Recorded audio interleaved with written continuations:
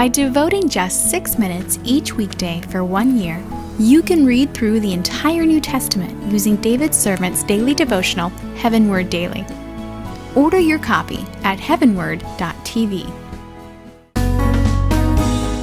All right, we're in James chapter 5, reading James's very hard-hitting words to the rich. And it's really an elaboration of a theme that he began early on in this epistle. You may remember way back in James chapter 1, in verse number 9, James wrote, "But let the brother of humble circumstances glory in his high position. And the rich man is to glory in his humiliation, because like flowering grass, he will pass away. For the sun rises with a scorching wind and withers the grass, and its flower falls off, and the beauty of its appearance is destroyed. So too the rich man in the midst of his pursuits will fade away." And I said back then when we read that the first time that it seems reasonable to conclude that most of James's contemporary readership was in the former category of the humble circumstances, the brother in humble circumstances. They had been dispersed abroad because of persecution, so naturally that doesn't boost them economically. It hurts them in a major way, and naturally they're tempted to feel bad at those around them who are not being persecuted, who seem like everything's going well for them and they're getting wealthy, but these people don't know the Lord. And so James tried to put it in perspective. Look at the final result. You're on the right track following Jesus. So that theme continues in chapter 5, and James comes down very, very hard on the unrighteous wealthy, not the righteous wealthy like Job, whom he'll mention, or like Abraham, whom he did mention. And he said, as we read in verse number 2, "Your riches have rotted and your garments have become moth-eaten." We continue in verse 3, "Your gold and your silver have rusted, and their rust will be a witness against you and will consume your flesh like fire.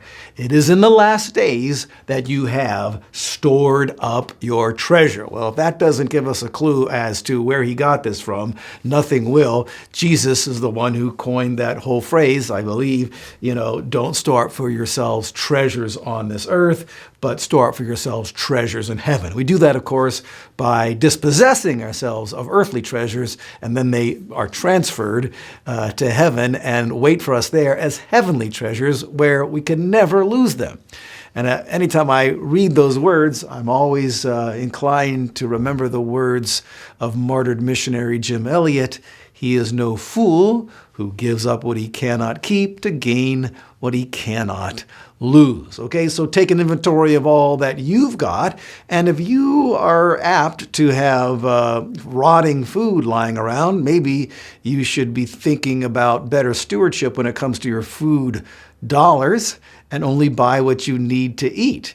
If you do find yourself with excess food, then find someone to give it to. Again, in our rich culture, it's very hard to find people who are in that category.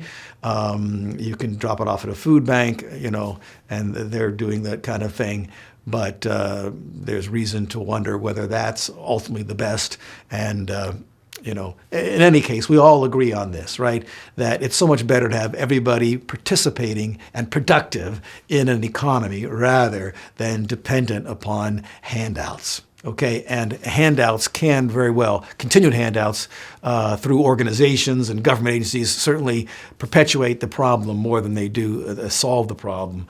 And so how much better it is to have that one-on-one accountability when you give food directly to a person that you care about and showing your love for them. But again, you're not going to walk out your door probably and see somebody who's begging today. Anyways, take a look at your inventory of your food. Take a look at your inventory of clothing.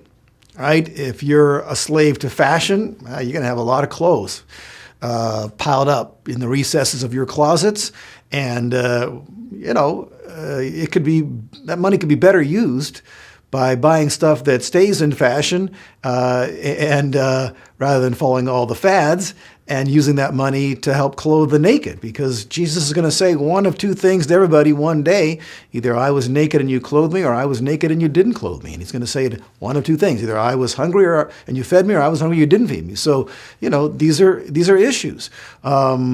most of us, food and clothing are such minor concerns to us because we're so wealthy. But much of the world, that's a real focus for them. That's why Jesus said to his very impoverished audience in the Sermon on the Mount, don't worry about what you will eat and what you'll put on, because those are the things poor people are worried about. He says, but your Father will provide for you. Okay, so those of us who have so much that never enters our minds that we're not going to have enough food or clothing, need to really take a step back and see if we can't scale down, dispossess, lay up less treasure on this earth and lay it up in heaven. And that treasure can be defined not as just gold and silver and precious stones and so forth, like we always think of treasures, but as fundamental a thing as food and clothing, according to James and Jesus in these passages we're considering. Okay? Food for thought. How did these rich guys who James is condemning get so rich? Well, here's one way. They ripped off poor people. Verse number 4, behold, the pay of the laborers who mowed your fields, and which has been withheld by you, cries out against you. And the outcry of those who did the harvesting has reached the ears of the Lord of Sabaoth. And so, that helps us to understand exactly the kind of rich people that James was condemning. There's nothing wrong with earning money in a legitimate, God-honoring fashion as long as you're not using it to disobey God and do things like lay up treasures on this earth. Okay? Job was a case in point. He made a lot of money, but he took care of a lot of people. All right. So, James is condemning those who make their money illicitly and then on top of that, use it for their own selfish ends. And that is to be decried. Okay? So how can we apply verse number 4 to us? Well, we'd ask us, how am I making my money?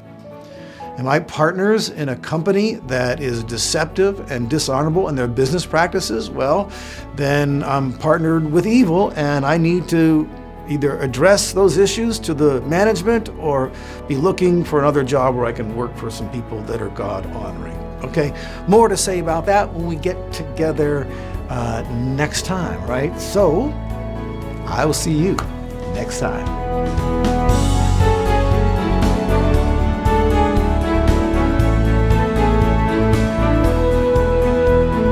HeavenWord 7 is made possible by the financial support of viewers like you. Thank you.